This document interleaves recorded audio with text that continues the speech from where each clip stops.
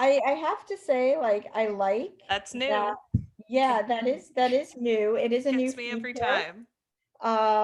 that we have. So yes. Well, welcome everybody to virtual. Oh man, it's only 7:31. Give a few people some Zoom I was time. like, It's did you actually think quite it was later? it's actually quite it's quite nice outside. So depending on where you are, if the weather is nice, I hope and you missed this, you can pick it up because it's going to be on Facebook Live and YouTube. Yes. But I'm having a night. Stacy, you start us off. I was like, what do you want me to do? Happy Okay. Thursday, everyone.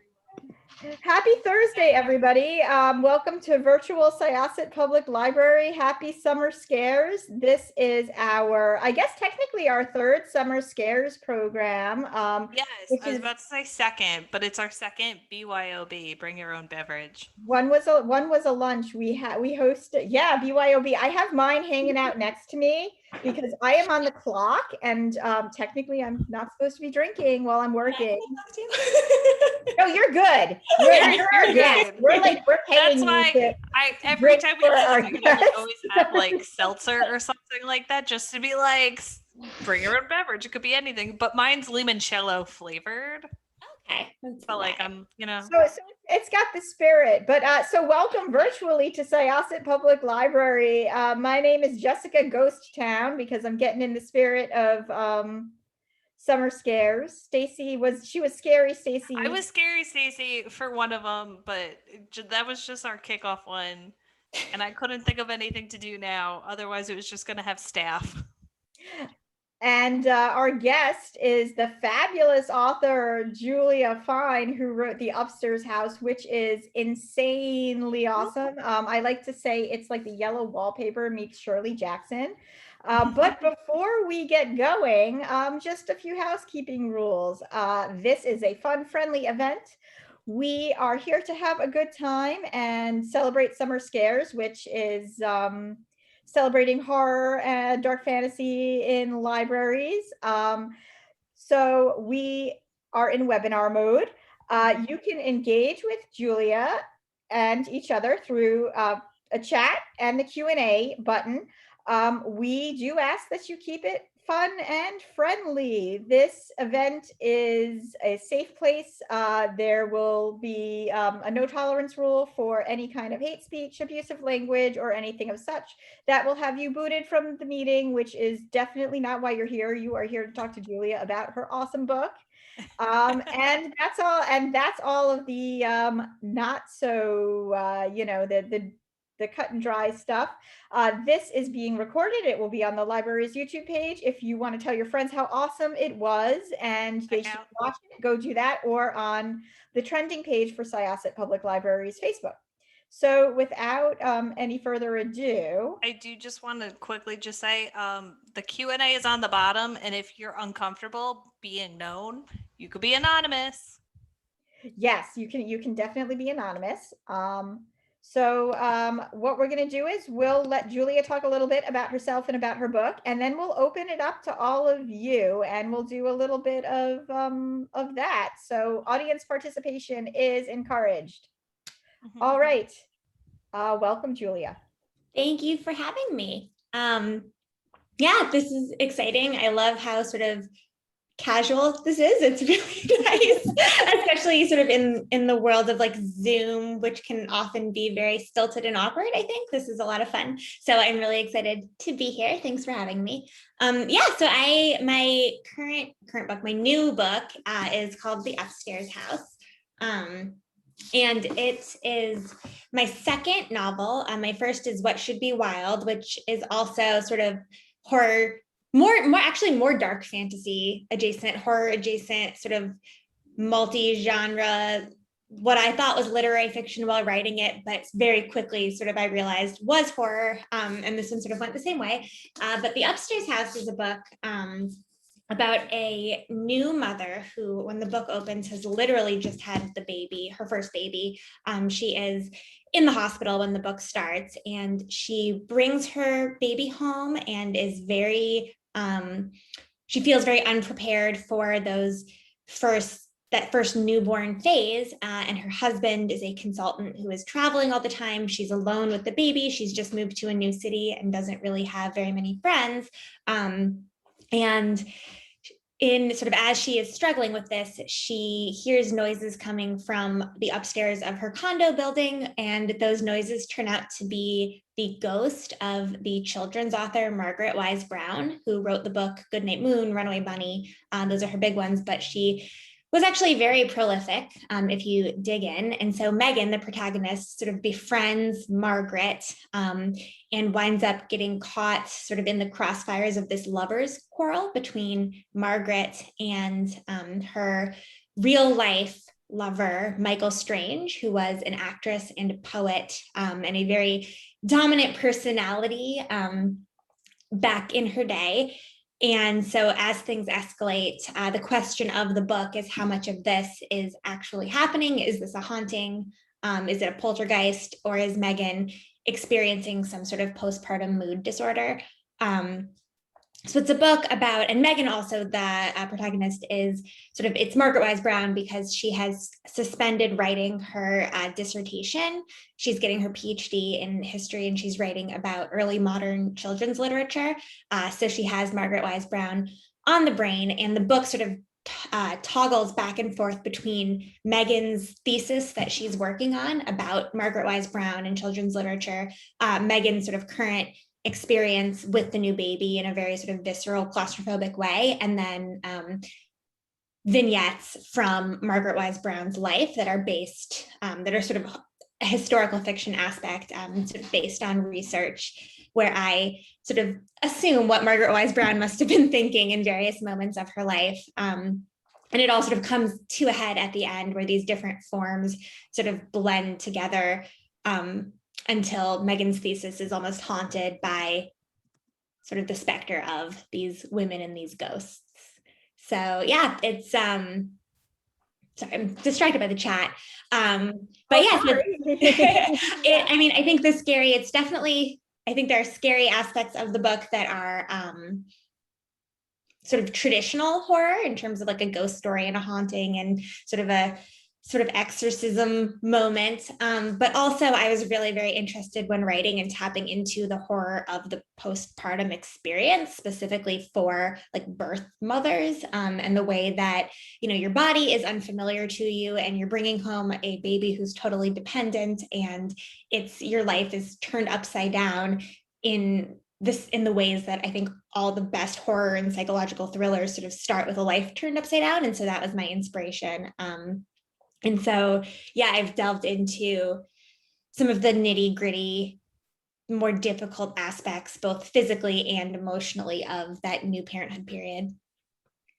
So welcome again to everybody. I actually can't, Stacy, can you see the chat? I can't see the chat. Yeah. Okay. It's on. So if you monitor that, I will monitor the Q&A. That's fine. It's like you're the only one who wrote in the chat right now. Oh, okay. Okay, so, well, first of all, this book was awesome. Somebody did say, it was more like a comment. Allison says, I was so unaware of MWB and Michael. I guess that's Margaret Wise. Right, yeah. Michael.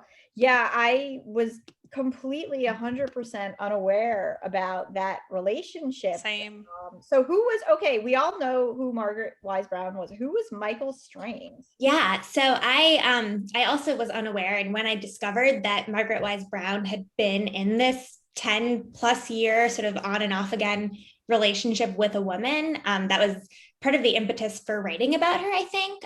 So Michael Strange was born Blanche Ulrichs in trying to think of what the date would have been, but sort of she grew up in like Gilded Age, Rhode Island, and she came from a lot of family money, and she was basically a socialite, and then was married to her first husband when she describes it as like she caught the literary itch or something like that. And so she decided she was not going to be just sort of a socialite and housewife. She was going to be an artist sort of with a capital A. So she wrote a book of poems that were like decently received for good reason. And she just sort of decided that she was going to dive into this life of an artist. And she left her husband and ended up taking up with John Barrymore, the actor of sort of Barrymore, Ethel, and Drew fame.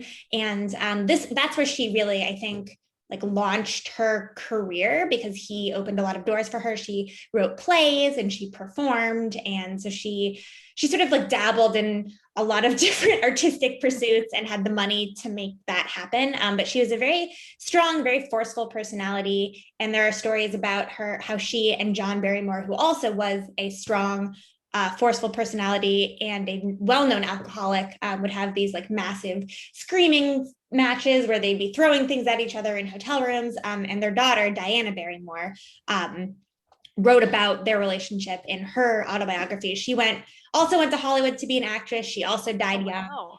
It's just a very sad family. But this is where sort of like Drew Barrymore, I guess, is the last woman standing today. But this is her sort of family history, although different.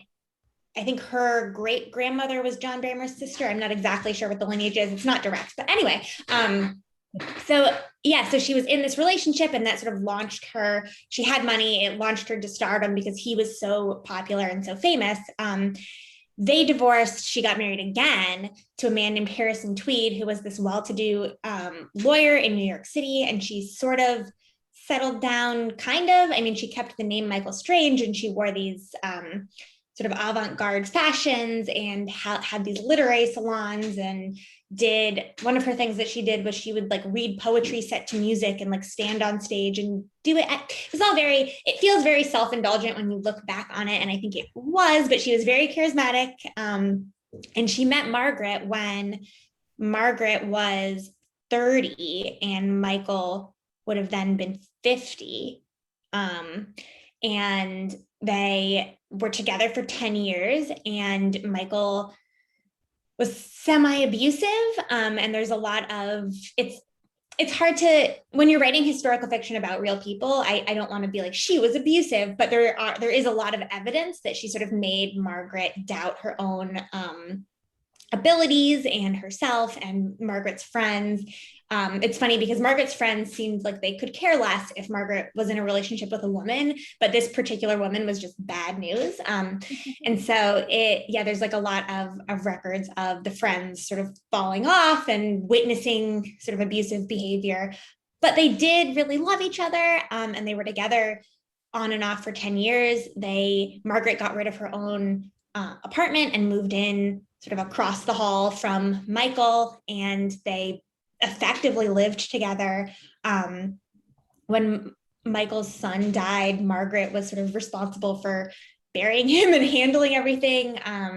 Like all of Michael's papers were left to Margaret. It was a really, really interesting relationship, very much a push and pull. And actually the inspiration sort of for the book, The Runaway Bunny, which is about, as you probably know, you might not have children or remember it as yourself, but it is about like a little child bunny saying, what if I go do this? And the mom says, well, then I'll go do it with you, so the baby says, what if I'm trying to think of a good one, like, what if I'm blanking. He says, like, what if I'm a mountain climber? And the mom says, I'll be the mountain, or the baby's the mountain. I can't remember. Clearly, I've not read it recently. But it's basically this sort of push-pull relationship. And a lot of people are like, oh yeah, it's about sort of how the kid wants to feel safe. But it was inspired by this French love poem of like, leave me alone. No, I'm going to pursue you.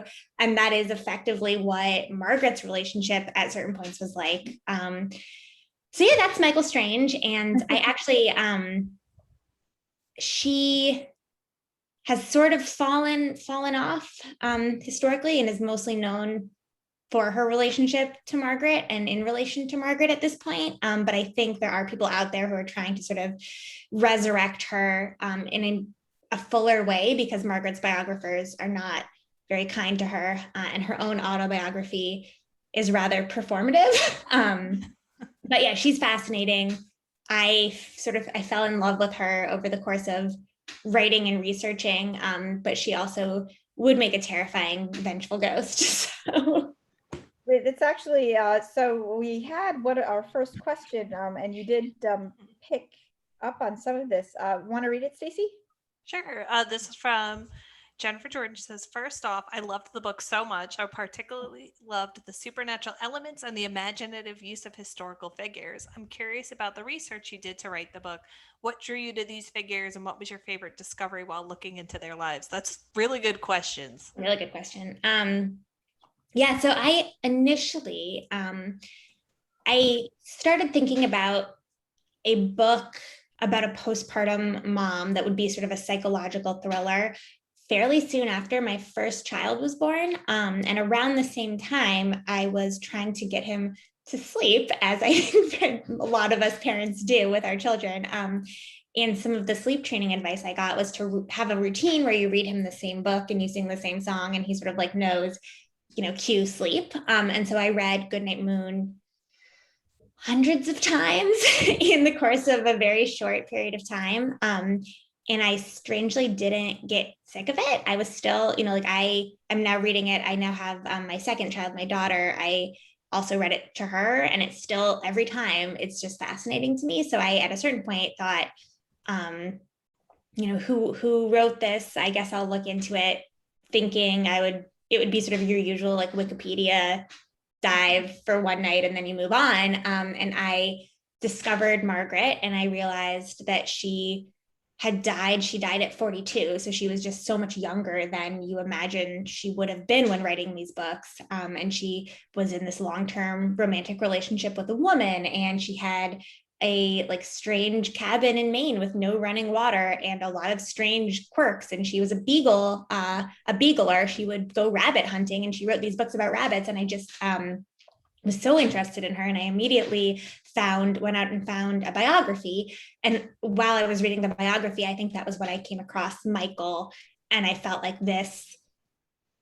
I sort of felt like how is nobody sort of glommed onto this and written a fictionalized version of their relationship and of this story yet, because it was so fascinating to me. And so, yeah, I did do a lot of research in service of that. I read all of the available Margaret Wise Brown biographies, and I would definitely recommend, if you like The Upstairs House, Leonard Marcus has a book called Awakened by the Moon, and it's a biography of Margaret Wise Brown from 1998, I want to say. And Leonard Marcus is a sort of renowned scholar of children's literature. And so he really connects what she was doing to what was happening in the field at the time and historically, and sort of talks about why her work was so groundbreaking when it was first published, which it was. It was very different from sort of how children's literature had been.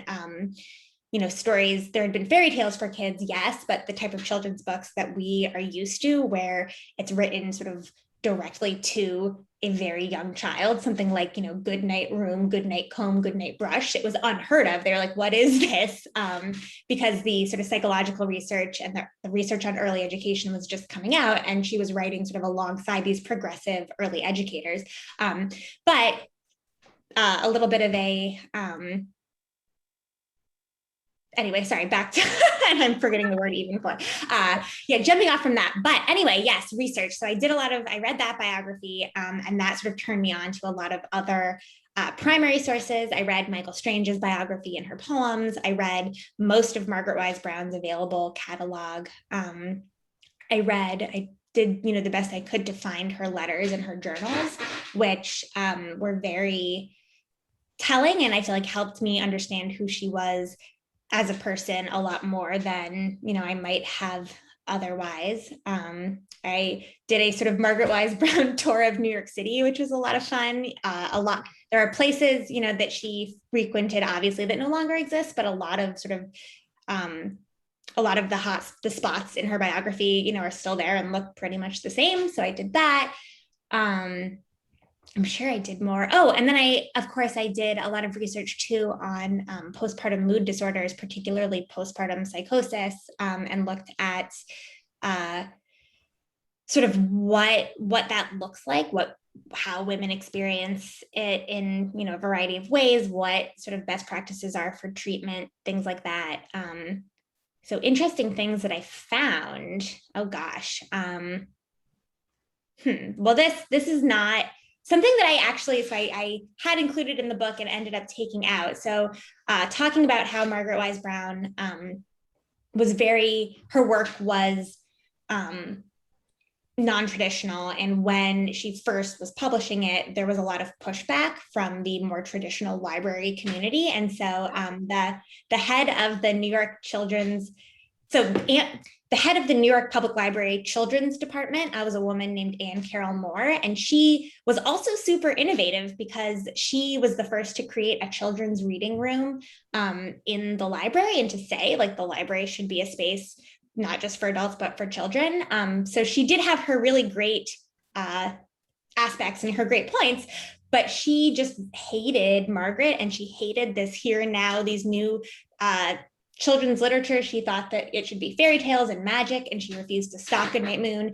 And for years, the New York Public Library did not have Margaret Wise Brown's books because Anne Carroll Moore was such a force that the woman who inherited the job from her was like intimidated into keeping Goodnight Moon off of the shelves. So it's there now, but it took a really long time. But the interesting fact is that Anne Carroll Moore had a little doll named Nicholas Knickerbocker, who she used, you would think like almost like the way Sesame Street is, uses puppets to talk to kids, but she also used the doll to talk to adults. And if you like went to a dinner party at her house, you would see Nicholas Knickerbocker in his little chair at the table, and you would have to say like, "Hi, Nicholas Knickerbocker, how are you doing?" and sort of address him, or else she'd be mad at you. That could be your next horror story. Wow. I know. It's wild. It was in the book, and there just wasn't room for it. So I hope that somebody else I first of all, like now that you have, and we have a few comments now that you have thoroughly scared us with Margaret Wise Brown and Michael Strange, and just like such a beautifully frightening depiction of postpartum psychosis. I think that I think that has to be the next one. And as a librarian who loves horror, I am going to tell you right now that if you that book, I will be the first person in line to be like, yes. Oh man, I mean, both of us would. It was so that movie, Brahms. I was gonna say it makes me think of that movie, and that like you need to treat the doll like a real life thing. Yeah. And I mean, she also, and like she was like such an influencer. She was so, if you lost her good favor, then there you were. Like Margaret Wise Brown thought of herself as a failure, partially because Anne Carroll Moore was like, nope, I don't like your books. I want to get to like a few things, and I want to kind of just like pick up on these comments. But like the fact that you so I've been telling people lately that like I've kind of realized that librarians are like the original influencers. Yes. And most librarians would probably be like, oh, why are you saying that? But it's sort of kind of true. It's so true. And there you go. I mean, it shows the power of how much Margaret's book did touch people, that it transcended this librarian who was like, nah, you're not going to be in the New York Public Library. But just as like a personal thing, my kids are obsessed with Goodnight Goon. I don't know that one.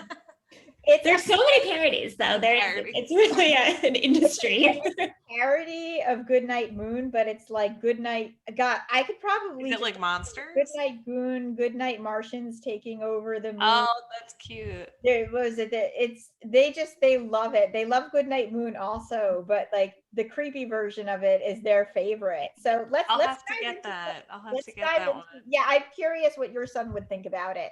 I do. It's funny that you were saying that, Julia, like with your first child, because like with the routine, that's like, because when you're gonna be a parent for the first time, everyone just gives you advice. It's like, here, let me give you my life expertise. It's right for you, everything. And I'm just like, okay. Um, but we have our routine still, which is the first book we read is always Goodnight Moon. And I was going to grab it, except I didn't want to wake him up if he was potentially sleeping. Who knows what he's doing? He's probably like talking to his animals. But we do that and we read It's Time for Bed by Mem Fox because that's a cute like little rhyming one. But it's just like I memorized it and I was talking to the author May Kopp. We were talking about her book because it involves, it's not horror, it's a thriller, but a somewhat relatively new mom has a toddler moving to a new town, and she kind of is stuck staying at home after a career and caring for her child, and it's just kind of like, all right, I've read this for like the 500th time. I was like, I don't even have the book out anymore when I read it because I've memorized it at this point. But it's just it's crazy with that, and I agree. I agree with you, Callie, that being a parent, like with the newborn, it's psychologically harrowing time. I just remember waking up at odd hours to be like, what's happening? What time is it? What? It really is. And when I was home with my kids, I mean, it really is like it's the perfect setting for a horror story. It is. Because you are up at bizarre hours of the night and your internal clock makes no sense. I remember like one of my friends texted me something and I texted him back probably at like 2:30 in the morning because it was like my husband and I kind of like did shifts. And like a few days later, he's like, "Hey, did you mean to text me at 2:30 in the morning?" That was 2:30. I don't even know what, like, what? No, I didn't. So your brain, it's just like nothing makes sense. And I know I didn't make a heck of a lot of sense at that time period. And then Kelly also says, hang on, let me, the fact that it's such a childhood staple of a book, setting it to that postpartum time was perfect.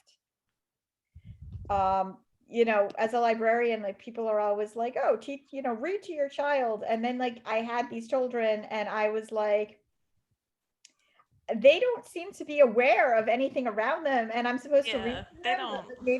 Maybe I'm a bad librarian if I'm not really sure. Just for the people who somebody who just joined us, if you have questions or comments, please put them in the chat in the Q&A. We love audience participation. We do. Yeah, there's also like a lot of things you talk about, like the atmosphere is so good. When you just like things that Megan notices, like the first thing she notices is like a balloon outside the window in the hospital and everybody is fussing over the baby and she's like, why is there a balloon outside?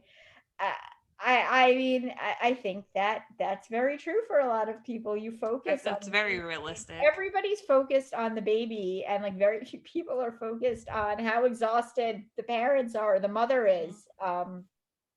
Or they're like punching the father, I guess, in like a heteronormative relationship, if it's, in the shoulder, and they're just like, oh, good job, dude. And it's like, yeah, he was not doing anything for the last 9 months and I'm dying over here.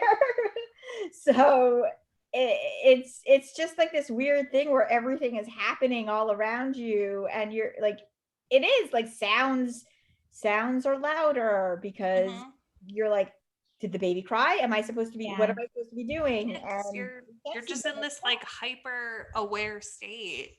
And I remember right when my son was born in December of 2019, and I remember like he's in our room and the house is quiet, he's asleep, my husband's asleep, I'm awake, and I'm like just about to fall asleep, and I'm actually in the room I'm in, which is my home office, not that you guys can tell, but I have a few music boxes and like snow globes that make noise and whatnot, and it's maybe like around midnight, and I just start hearing one of them go off, and I was just like, I pop up, I'm like, what just happened? What?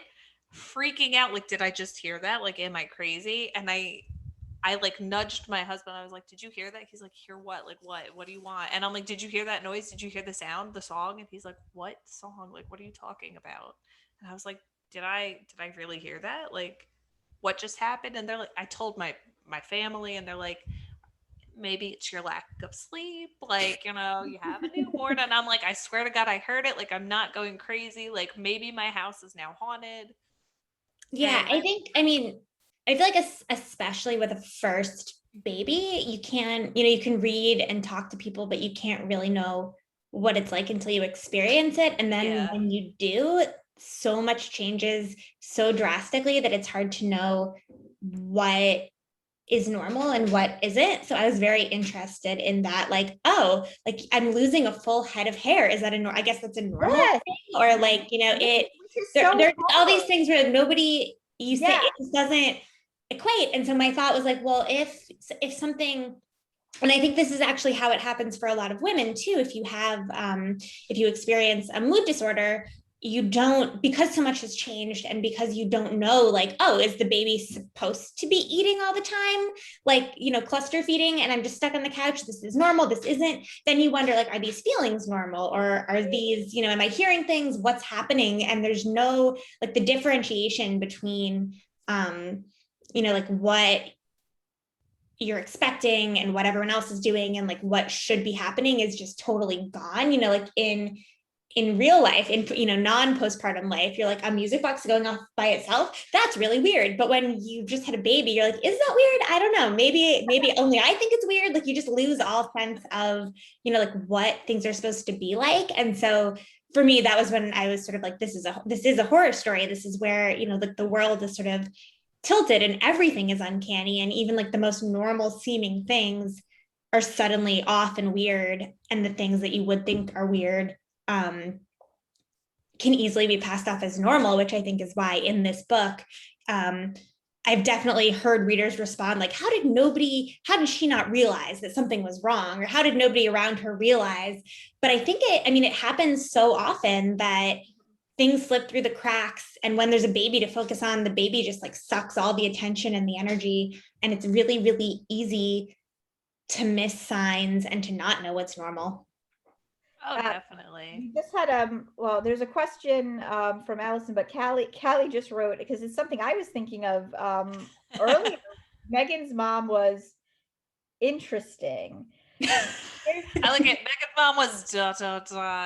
You do, like, I love how much relationship and how the changing relationship also plays into the mood and the fears of the story. Yeah. Oh, it definitely, I think this book only worked, at least in this way, if in the beginning Megan was someone who didn't have very many close relationships, who wasn't going to have people she could lean on, who was already more of a parent to her parents than they were to her. Like, I think the reason that she is so isolated in her new parenthood, and the reason that she sort of has these these things happen and there's no one there other than her sister, who sort of struggles to see what's happening. There's no one there to, for her to lean on. And it's because of her family history, which, not to say that as a child, watching your parents' relationship determines everything. But for Megan, a lot of the decisions she's made as an adult are based on what she saw her parents go through and what she particularly saw her mother go through, which I'm always interested in, sort of like the cyclical nature of, I guess, female trauma, and the way that sort of we watch what happens to our mothers and our grandmothers, and it informs what we do. And then with this book, how our children watch us. And so Megan's mother, I looked at her as sort of a foil, but also just like a different sort of version, like who Megan maybe would have been 30 years ago. And what would she look like had it been a different time? But she's not a great mother, but I do have a lot of sympathy for her.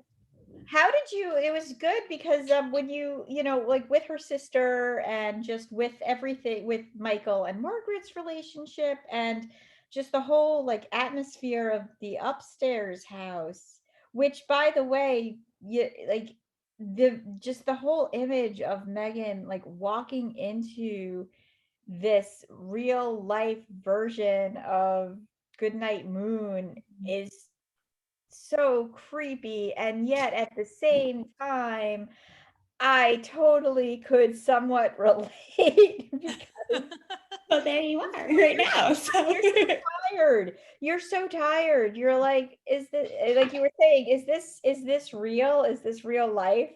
But like, how did you, when you were plotting the story, what did you plot, or are you more of a pantser? Like, how did you know how much you were going to give away about like Margaret and Michael or Megan's backstory at a time? I knew that I always say to my students, like I talk about like the shape of the book as opposed to like an outline and a direct plotting, which again, it's like a very touchy-feely way to think about it, I guess. But like I have a sense pretty early on, once I've started writing, of sort of what the emotional arc will be and sort of the way that the tension will work. And I mean, this particular book owes a lot to the turn of the screw, which like gives itself away right in the title, where it just like ratchets and ratchets and ratchets. And at the end, you're like, what the fuck is that? Sorry.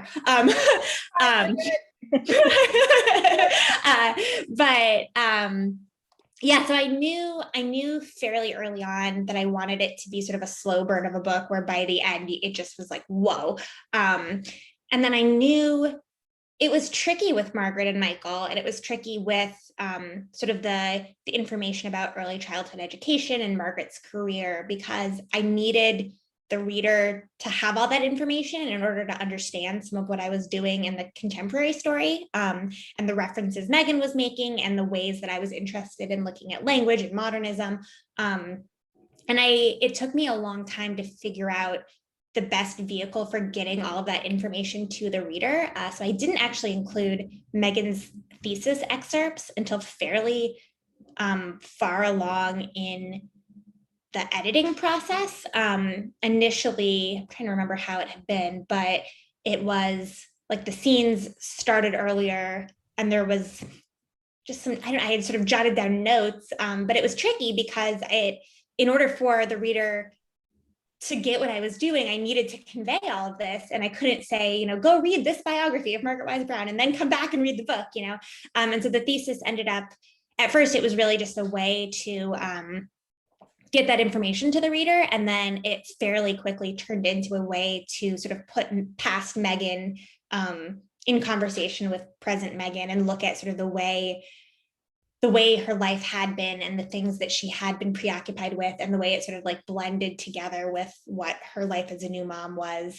And then by the end, she is sort of writing a new version of the story in this possibly in sort of, she's having like an episode of something, and the ghosts, are like coming right into the text itself, which was a lot of fun to write.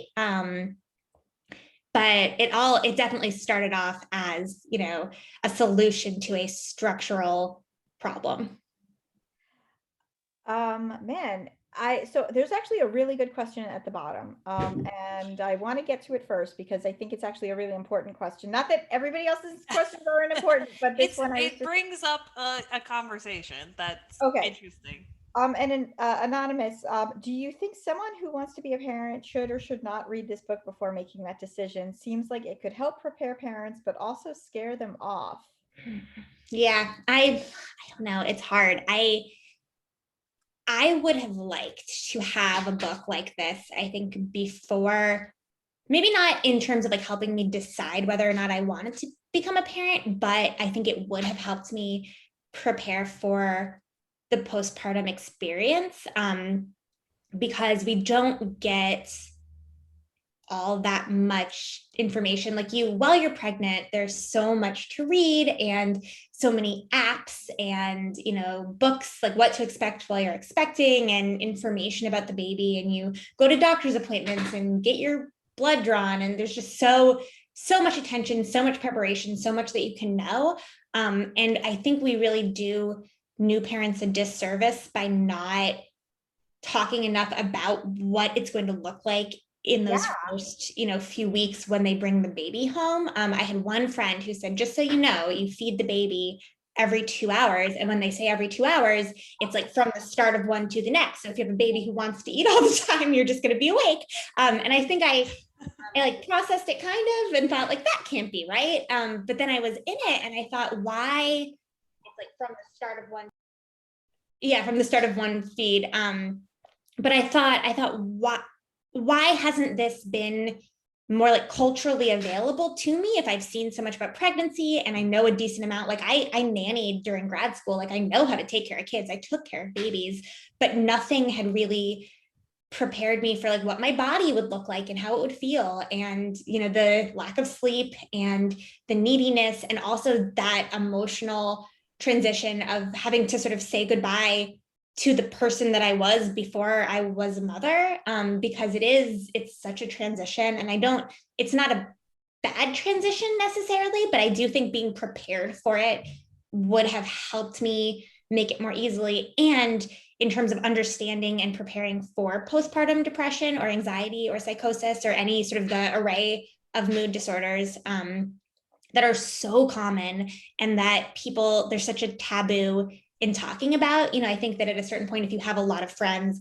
who have kids, for me, what happened is like, one person opens up and all of a sudden it all comes out like, oh yeah, me too, me too. The floodgates open. But before that, you feel, especially if you're someone who doesn't have those contacts in your life, I think you can feel really isolated and really lonely, and a lot of guilt about sort of not appreciating the new baby or the moment, or feeling like you're doing something wrong or you're a bad parent because you're having these feelings. And I think it's so important to show that that's not true, and that this is common, and that it's important and okay to reach out for help. And that's what I hope that this book would do. So I don't know that answers the question of like, if you're debating having kids, should you read it? Because I think it's also important, the newborn period is such a relatively short amount of time. Like it feels like forever when you're going through it, but by like 4 or 5 months old, you're in more of a routine, and your kid is not clinging to you, and your body starts to recover. So like it's not, this isn't even really a book about parenthood, I wouldn't say. It's a book about like the postpartum experience. And so I would hope it wouldn't scare you off of having kids, because it's one particular experience in one particular time. But I do think if you're someone who can take it, I would hope it wouldn't scare you off of having kids. Hold on, are you hearing me echo? I'm hearing. Yeah, I was just gonna say. I hear an echo, but I'm wondering is that from you, Jessica? What's up? Wait, can you mute yourself, Jessica, for a second? No, it's not me. Is that better? I hear an echo, but I hear it on yours. This is like, okay, wait, can you mute yourself, Jessica, for a second? No, it's not me. Because I don't hear it when so appropriate for a ghost story. This is like, okay, the internet. That's so weird. That's so weird. Because I don't hear it when appropriate for a ghost story.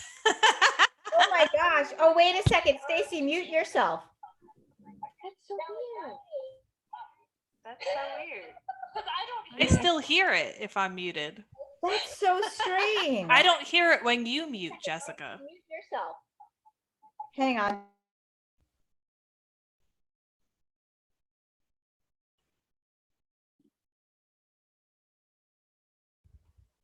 Is it better?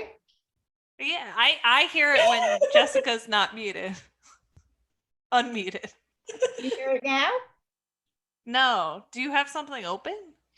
I didn't think I did. Gosh, that's so weird. I don't hear it now, though. Okay, it's gone. All it's right. Just like to emphasize the point. That the last few seconds got like we had a haunted. All right. Well, sorry. No, but I kind of agree because like it is a very taboo thing where you're not really it's not very talked about. If it is talked about, it's always in a negative light. Because all I could think about is it's not even necessarily true, but the book We Need to Talk About Kevin, she does not connect with her child, and then oh no, look what happens, but she connected to the other one. Yeah. And I think it puts a fear in people. I mean, I like what you said, Julie. I wouldn't say, it to help you decide to have kids. I think Well, first, I think you should read the book because of all the rave reviews. As Allison has said in the Q&A, the book's so masterfully written. And like, I love some of the blurbs that authors gave you. Like Audrey Niffenegger said, delightful and darkly magical. But I think just read it because it's a great book. But I think if you want to kind of have, just not the experience, but just read about how postpartum can, like, whether it's psychosis, depression, any of that can affect someone. Here's an example, because like you said, it's such a transitional time where you're not yourself. You have another person relying on you that can't even communicate, like, clearly. And because we haven't really even talked about her husband, Ben, was it? Like you also have trouble communicating with your partner. And man, that was really weird. I'm really glad that that's No more echo. but it certainly set the mood. I think, like, so first of all, to the point that you were making, I think that horror is a really good way to emotionally hash out feelings. Yes. Oh yeah. I agree with you that I wish that there were books like this that were available beforehand. But to that point, I also wish that people would talk about this type of thing, because everything involved, I think, like, at one point I once said to somebody, I feel like the online mother community is sort of dystopian. Nobody talks about how much you're going to talk about poop ever. Like, it's all like everything's going to be lovely and you're going to put a little bow headband on your kid, and like balloons and happiness and cake and all the fluffy good stuff. Nobody talks about how when we brought my kids home, my husband got, the first thing that happened was one of my sons peed in his face. Like, that's not a thing. It's like, if you have a boy, at least I got warned about that because my sister has a son. So my mom's like, I only have a sister, but my mom's like, just so you know, with a boy, you gotta cover it up. And I was just like, what? Like, thanks. And it didn't hit me, but I was just like, as he's home and we're changing, I'm like, oh my God, like, no, they're right. But I do think, I agree. No one really talks about it. It's kind of very like, however, I also don't know how much people would believe it also. So, I mean, I myself, just to kind of like, I think I would have read this book before I decided to have kids. And I don't know if it probably wouldn't have changed my mind, because I would have been like, this is crazy. This is a really good horror book, but the mom community has all this like pretty stuff, and it's, like, I'm just really psyched to take pictures of my kids. They're matching outfits. Yeah. But, like, I don't think this is even something mothers talk about with their kids. And and that's, to me, Megan's relationship with her mother fascinated me. Megan's relationship with her in-laws cracked me up, because Megan was brought up in Judaism, and like her mother-in-law was like always trying to explain it to her, because I think one of her parents wasn't Jewish, and Megan's like, yeah, I know what you're talking about.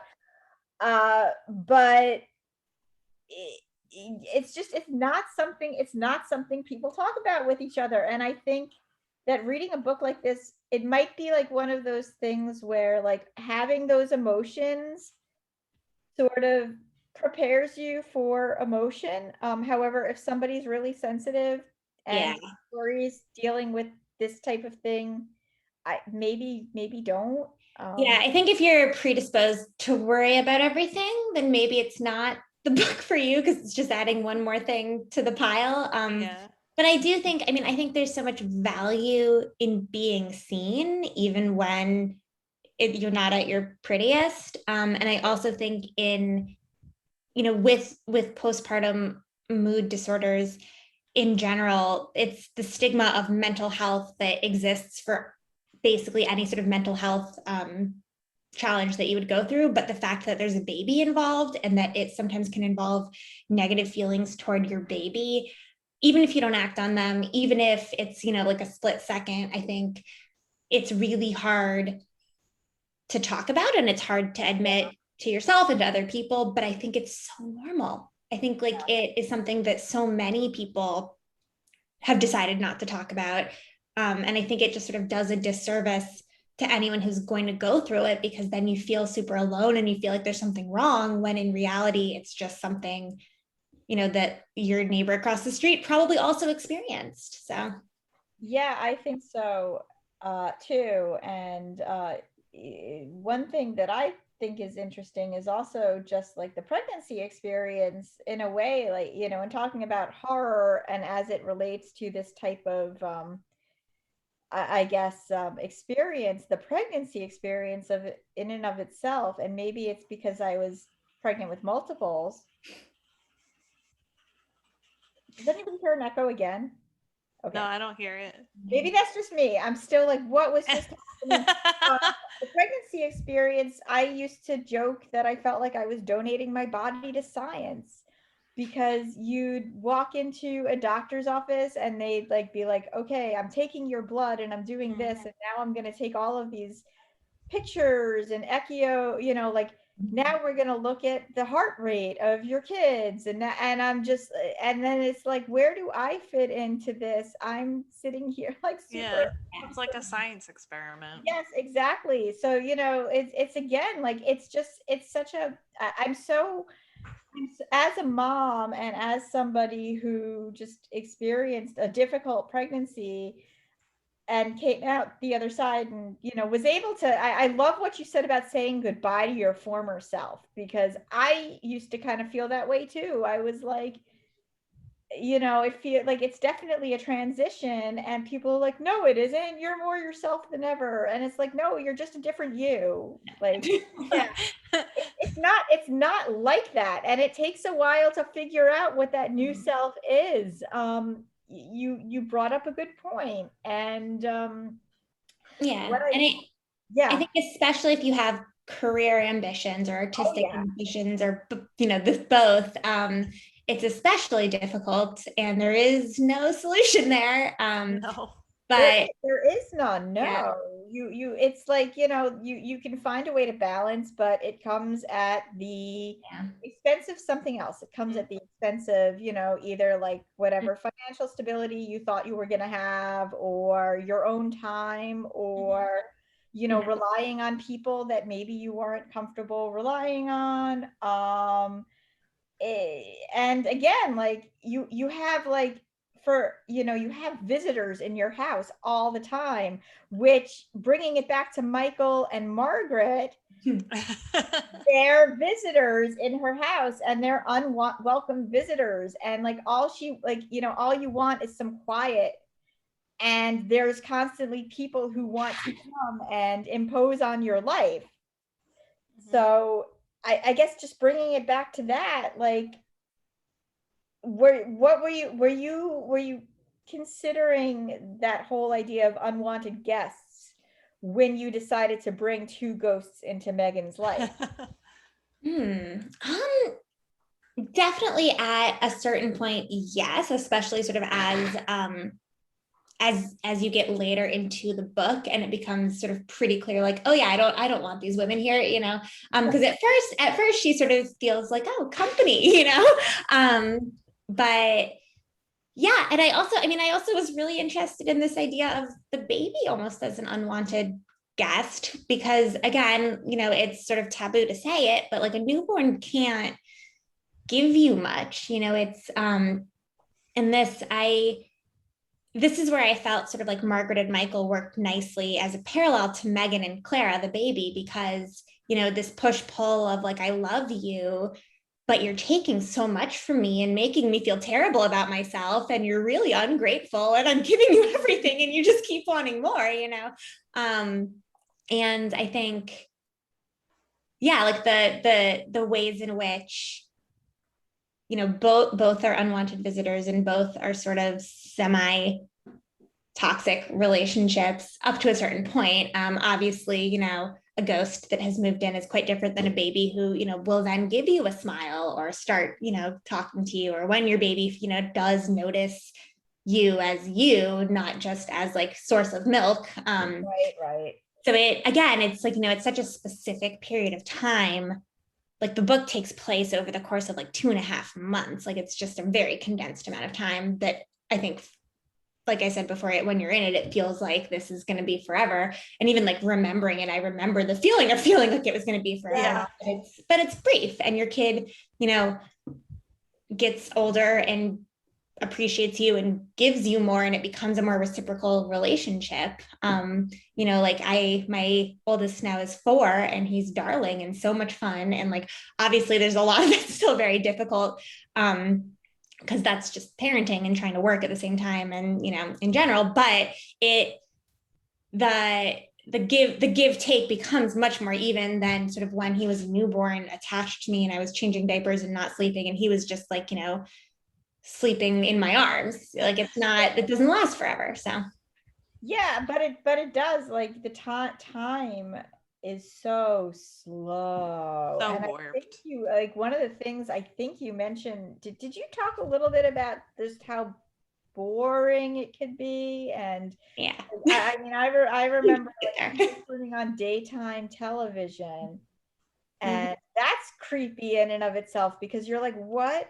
This is what people watch in the middle of the day? This is weird. How is this, like, what was it, like Let's Make a Deal or something, where all these people are sitting in the middle of an audience in costumes? Like, that's creepy to me. That's like some of those game shows. Yeah, so weird. Like, what? And I did not have that because I don't have real TV. I have streaming. So well, I very, very soon, because the person I was with was like, let's watch daytime game shows. And I was like, I don't know what's creeping me out more, that or the fact that this is normal to you. Let's put on something else.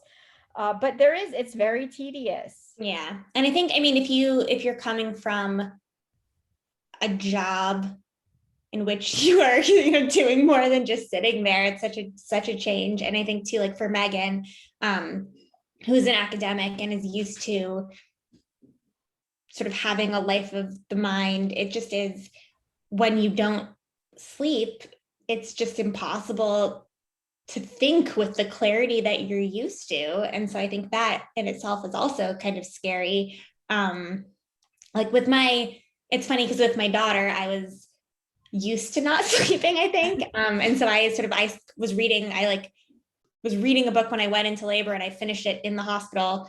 She was a COVID baby, so I had no visitors, and it was like, oh my gosh, this is a vacation, my 3-year-old at home. But with my son, I didn't, like I am a writer and I read and I teach writing, and I couldn't even read, I just wasn't, my brain just wouldn't work. And I think, yeah, like all there is to do, you sit and watch like weird TV that you're not really processing, Yeah. It's a weird time. Like worth it, I'm glad that I went through it. I got a book out of it. No, but yeah, we don't talk about it all that much.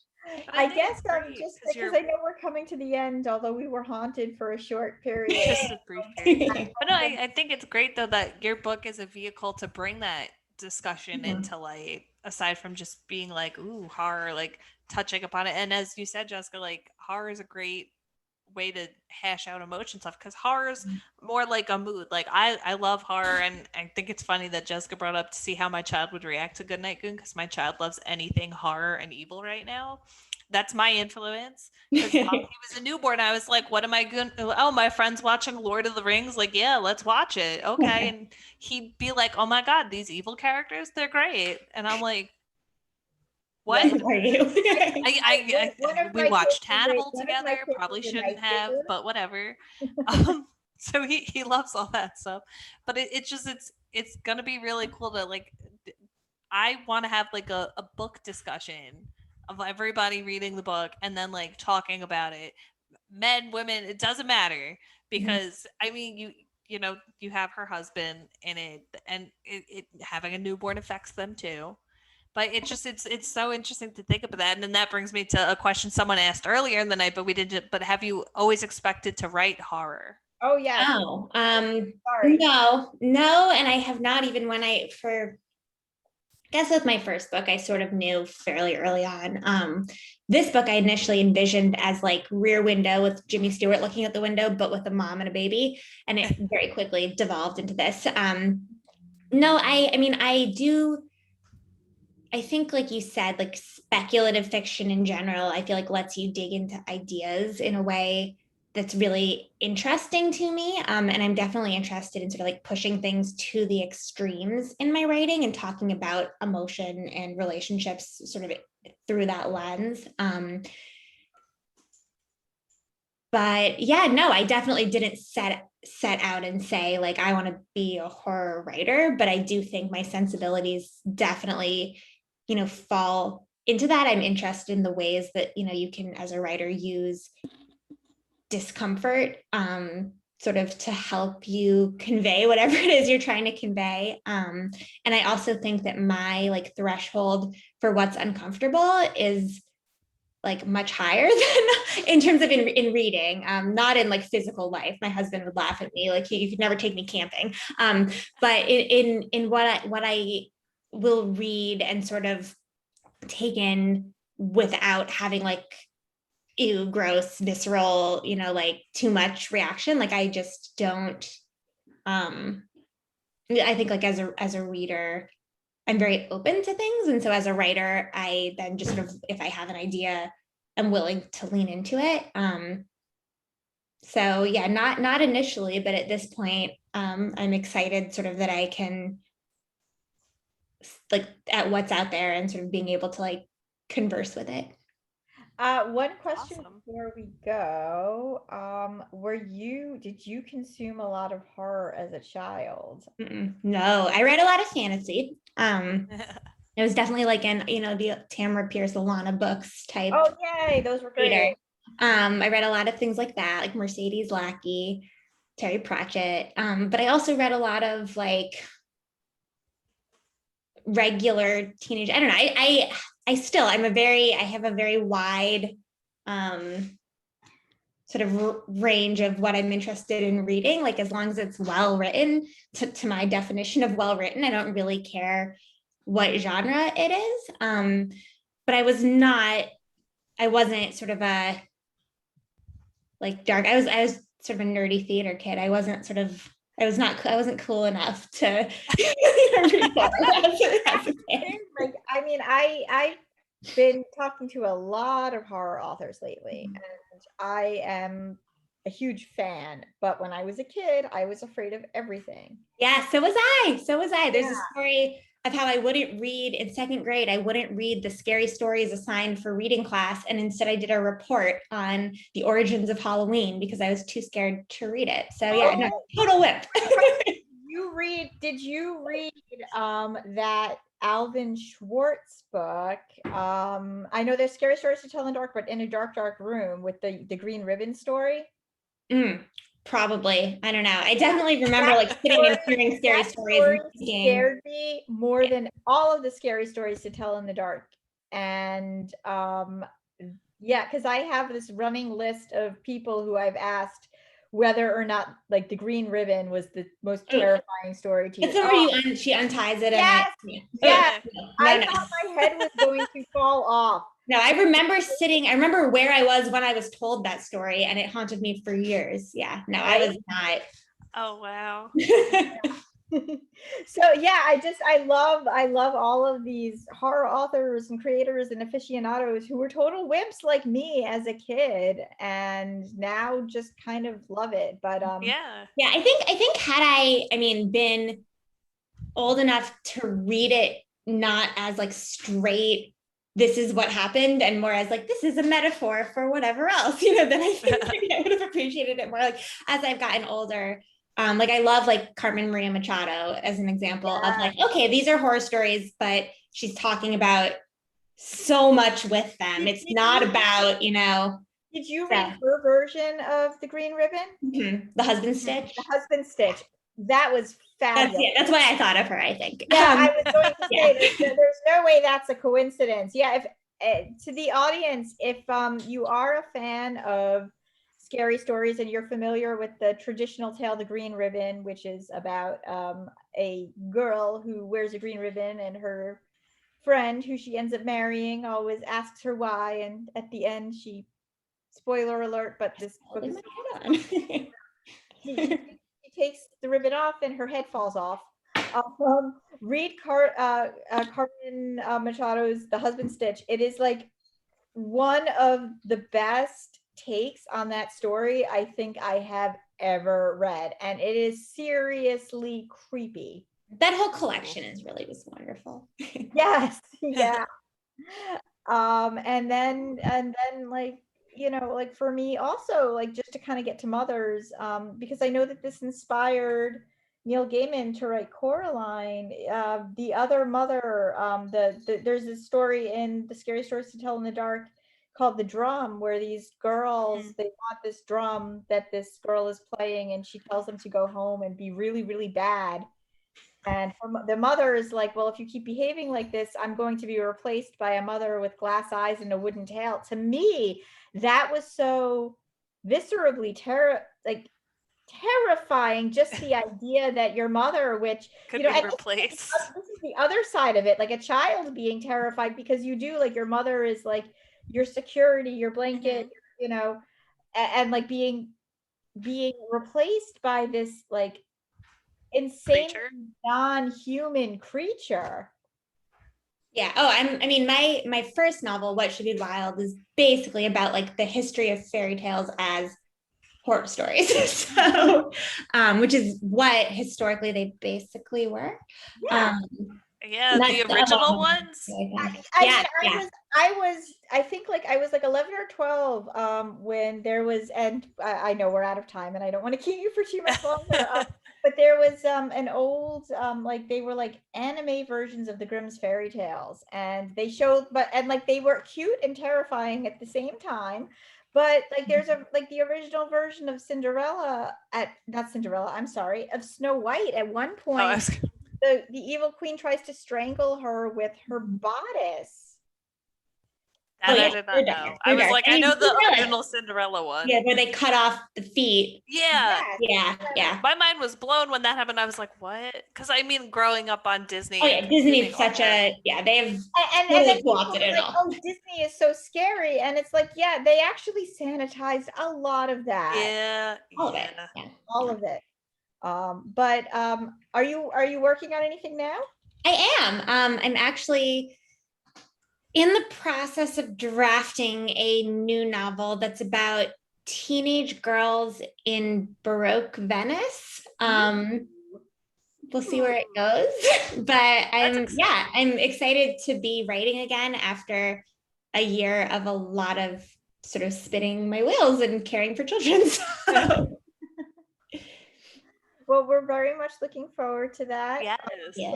Thank you for being here. Thank you to all of our audience members for being here. We are having several other Summer Scares events.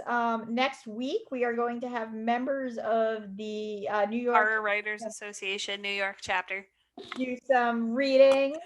So it'll be the same time as now, and you can find out information for that on either the Syosset Library's virtual calendar or follow us on Trending Syosset Library Facebook page.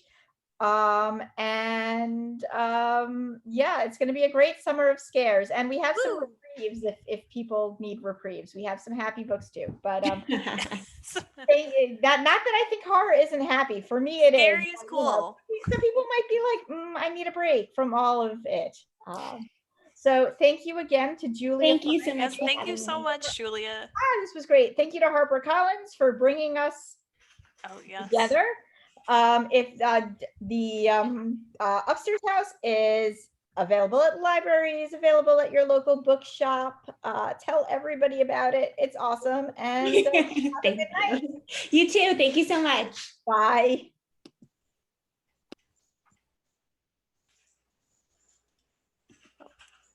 Bye, Julia. Bye. Thank you so much.